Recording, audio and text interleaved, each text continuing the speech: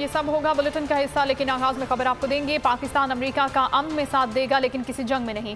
वजीर आजम इमरान खान ने अमेरिका को दो टोक पैगाम दिया। कौमी असम्बली से खिताब में कहा कि अमेरिका की जंग में शामिल होकर हिमाकत की 70,000 जानों की कुर्बानी के बदले दोगलेपन के ताने दिए गए, बुरा भला कहा गया। अब किसी के खौफ से अपनी खुद मुख्तारी पर कभी समझौता नहीं करेंगे। अफगानिस्तान से अफवाज के इनखला का मुश्किल वक्त आ रहा है। हमें कहा जाता है कि तालिबान को मुज़ाकरात की मेज़ पर लाएं। शुक्र है अमेरिका को समझ आ गई है कि अफगानिस्तान का मसला जंग नहीं बल्कि बातचीत से हल होगा।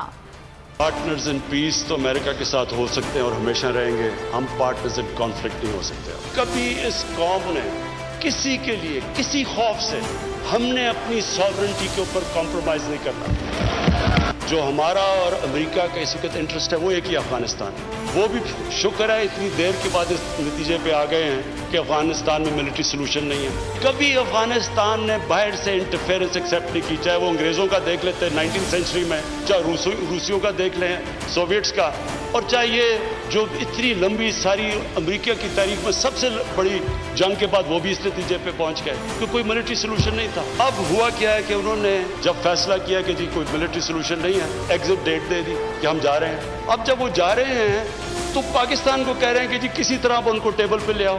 हमारे पास क्या लीवरेज है उनको टेबल पे लाए, सिवाय कि उनके कोई खानदान यहाँ बसे हुए हैं। पाकिस्तान तो सिर्फ उनको कह सकता है ना कि मिलिट्री सोल्यूशन के ऊपर अगर आप जाएंगे तो वहां सिविल वॉर लंबी हो जाएगी। हमारा इंटरेस्ट है अफगानिस्तान में इस वक्त अमन हो।